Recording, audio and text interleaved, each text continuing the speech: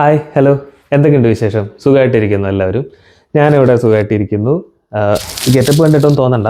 വീടിൻ്റെ അകത്താണെങ്കിലും ഞാൻ റെഡി ആയിട്ടിരുന്നിട്ട് കുറേ നേരമായി പുറത്തേക്ക് ഇറങ്ങി കുറച്ച് വീഡിയോസൊക്കെ എടുക്കാമെന്ന് വിചാരിക്കുന്നു. പക്ഷേ ഇവിടെ നിന്ന് ഭയങ്കര ഫോഗ് ആയതുകൊണ്ടൊന്നും നടക്കില്ല എന്ന് കരുതി ഇങ്ങനെ ഇരിക്കുമായിരുന്നു. പിന്നെ കുറേ നേരമായിട്ട് ഇരുന്ന് കഴിഞ്ഞപ്പോൾ എന്തെങ്കിലും ആവട്ടെ കുറച്ച് വീഡിയോസ് എടുക്കാൻ വേണ്ടി പുറത്തേക്ക് ഇറങ്ങി നോക്കാമെന്ന് വിചാരിച്ചിട്ട് റെഡി ആയിട്ടിരിക്കുകയാണ്.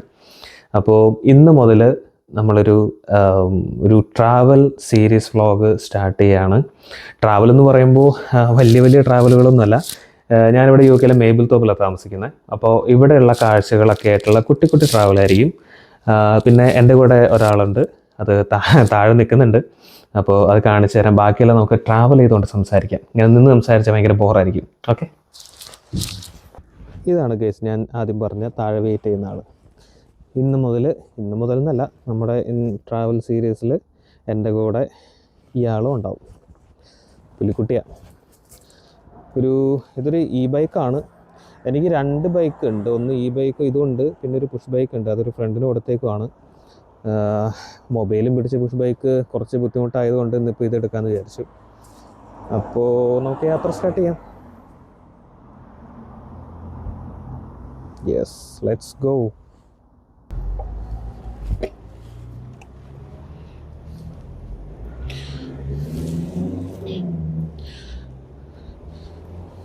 നമ്മൾ ഈ വഴിക്കാണ് പോകുന്നത്. വീടിൻ്റെ ഫ്രണ്ടിലുള്ള വഴിയാട്ടോ. ഇത് കണ്ടോ, ഇങ്ങനെ ചെറിയൊരു തൊണ്ടെന്ന് പറയുമ്പോഴേ ഞാനും അമ്മും തമ്മിൽ എപ്പോഴും വഴക്കിടുന്നൊരു കാര്യമാണ്. ഇപ്പം എൻ്റെ നാട്ടിലും അമ്മുൻ്റെ നാട്ടിലും പറയുന്ന വാക്കുകൾക്ക് തിങ്സിന് ഓരോ കാര്യങ്ങൾക്കുള്ള വാക്കിന് വ്യത്യസ്തമായുള്ള വാക്കുകളൊക്കെ ഉണ്ടാവും. ഇപ്പം ഇത് ചെറിയ ഇടവഴി എന്നൊക്കെ പറയുമല്ലോ, ഞാനിതിനെ തൊണ്ടെന്ന് പറയും.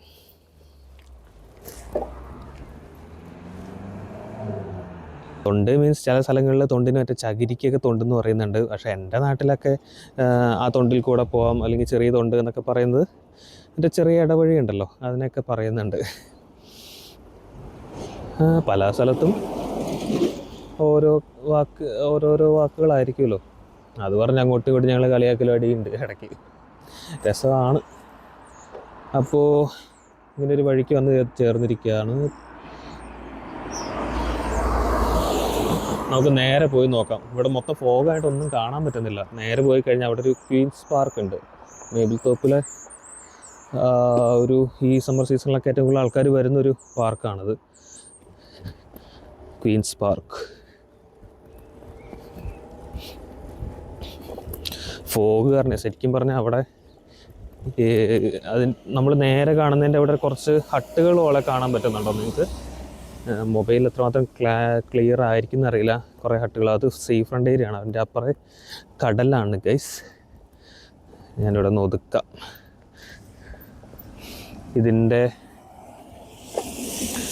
ഇതാണ് ക്വീൻസ് പാർക്ക്.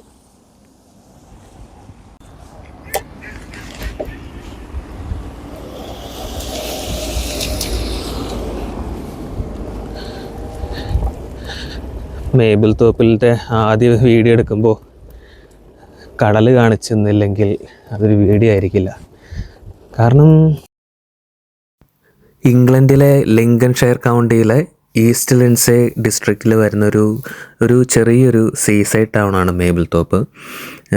ചെറുതെന്ന് പറയാൻ വലുപ്പം കൊണ്ടും ചെറുതാണ്, അതുപോലെ ജനസംഖ്യ കൊണ്ടും ചെറുതാണ്. ഏകദേശം ഒരു 12,000 മുതൽ 13,000-ഓളം ജനസംഖ്യ മാത്രമേ നിലവിലിപ്പോൾ ഇവിടെയുള്ളൂ.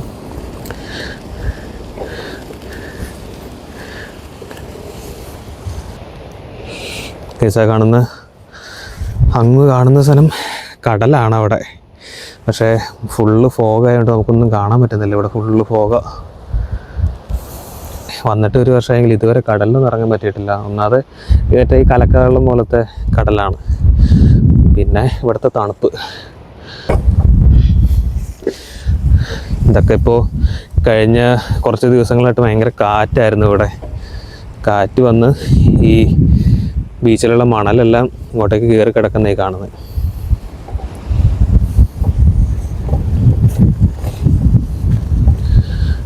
ഇത് കണ്ടോ, ഇതൊക്കെ ശരിക്കും പറഞ്ഞാൽ സമ്മർ സീസണിലാകുമ്പോൾ ഇതൊക്കെ കറക്റ്റ് അവർ ക്ലീൻ ചെയ്യുമേ. ഇതെല്ലാം വടിച്ചെടുത്ത് അതിനുള്ള ഗവൺമെൻറ് തന്നെ വന്ന് എല്ലാം ക്ലീൻ ചെയ്ത് കൊടുക്കും. എന്നിട്ട് ഇത് കണ്ടോ, ഇത് ഓരോരോ ഹട്ടുകൾ പോലെ. ഞാൻ കുറച്ചായിട്ട് മണലിൽ കൂടെ ഓടിക്കാൻ കുറച്ച് പാടാണ്, അത് നോക്കാം. ഈ കാണുന്ന ഓരോരോ ഹട്ടുകൾ പോലത്തെ സ്ഥലമുണ്ടല്ലോ, ഇതിനകത്തൊക്കെ ആൾക്കാർ ഇങ്ങനെ റെൻറ്റിനെടുക്കും. ഓരോ ആൾക്കാർ റെൻറ്റിനെടുക്കും. ഇത് ചിലപ്പോൾ ഇതിപ്പോൾ എല്ലാം ചിലപ്പോൾ ഒരാളുടെ ആയിരിക്കും, അല്ലെങ്കിൽ ഓരോരുത്തർ റെൻറ്റിന് കൊടുക്കുന്നതായിരിക്കും. ഇതൊക്കെ ഓരോ ആൾക്കാർ റെൻറ്റിനെടുക്കും. അവിടെയൊക്കെ ഉണ്ട്, അങ്ങറ്റം വരെ കുറേ ഉണ്ട്. ഇത് ഉണ്ട്, ഇതൊക്കെ ഉണ്ട് ഇങ്ങനെ നമ്പേഴ്സൊക്കെ എഴുതി. ഇത് കണ്ടോ, 33 ഇങ്ങനെ റെൻറ്റിനെടുക്കും. ഇത് റെൻറ്റിനെടുത്തിട്ട് ഇവിടെ ബീച്ചിൽ വരുന്ന ആൾക്കാരുണ്ടല്ലോ, ബീച്ചിൽ വരുന്ന ആൾക്കാർ ഇത് റെൻറ്റിനെടുത്ത് അവർ ചിലപ്പോൾ ഫാമിലീസായിട്ടായിരിക്കും, അല്ലെങ്കിൽ കപ്പിൾസ് ആയിരിക്കും. അപ്പോൾ അങ്ങനെ വന്നിട്ട് ഇവർ ഇവിടെ വന്ന് ഇതൊക്കെ എൻജോയ് ചെയ്ത് മണലിൽ കളിച്ച് കടലിൽ കുളിച്ച്, അപ്പോൾ അവർക്ക് ഡ്രസ്സ് മാറാനും കുറച്ച് നേരം ഇങ്ങനെ റെസ്റ്റ് എടുക്കാനും പിന്നെ എന്തെങ്കിലും ഫുഡൊക്കെ കഴിക്കാനൊക്കെ ആയിട്ട് ഇത് യൂസ് ചെയ്യും അവർ. ഞാൻ വന്ന വഴി അതാണ്. ഇതാണ് ക്വീൻസ് പാർക്ക്. പക്ഷേ ഇതിപ്പോൾ വർക്കിംഗ് അല്ല. വിൻ്റർ സീസൺ ആയതുകൊണ്ടും ആൾക്കാരിപ്പോൾ ഇല്ലല്ലോ, അതുകൊണ്ട് ഇപ്പോൾ വർക്കിംഗ് അല്ല.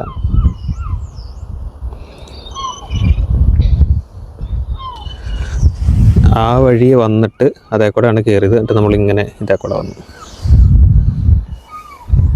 സമ്മർ സീസണിൽ അത് അടിപൊളിയാണ്. സമ്മർ സീസണിൽ ഞങ്ങളിവിടെ വന്നിട്ടുണ്ടായിരുന്നു. അവിടെ ചെറിയ മറ്റേ ബോട്ടിങ് പോലത്തെ പെഡൽ ബോട്ടൊക്കെ ഉണ്ടല്ലോ, അതുണ്ട്. സ്പീഡ് ബോട്ടും ഉണ്ട്. ഞങ്ങൾ പെഡൽ ബോട്ട് എടുത്തിട്ടുണ്ടായിരുന്നു അവിടെ. ആ ഏരിയയിൽ പെഡൽ ബോട്ട് ചെയ്യാൻ നമുക്ക്. കൂടുതലും പിള്ളേർക്കുള്ളതാണ് ഇവിടെ. ഇതാണ് ഞങ്ങളുടെ വീടിൻ്റെ തൊട്ടടുത്ത്. അതായത് എനിക്ക് തോന്നുന്നു കുറച്ചുകൂടെ ക്ലിയർ ആയെങ്കിൽ ആ ഒരു വീടുകൾ കാണാമല്ലോ നിങ്ങൾക്ക്. അതിൻ്റെ അവിടെ കുറച്ചുകൂടെ ഫോഗില്ല, ക്ലിയർ ആണെങ്കിൽ നമ്മുടെ വീടിൻ്റെ ഏറ്റവും ടോപ്പ് ഭാഗം നമുക്ക് ഇവിടെ നിന്ന് കാണാൻ പറ്റും. ഓ, ഞാനത് ഓഫ് ചെയ്തില്ല ഗൈസ്. എന്താണ് നമ്മുടെ സാരഥി, അടിപൊളിയല്ലേ? എനിക്ക് ഭയങ്കര കംഫർട്ടാട്ടോ. ഇത് കാണുമ്പോൾ ലേഡീസ് സൈക്കിൾ പോലൊക്കെ ചിലപ്പോൾ തോന്നും, പക്ഷേ ഇതിങ്ങനെ ലേഡീസ് സൈക്കിളല്ല, ഇതെല്ലാവർക്കും ഉപയോഗിക്കാം.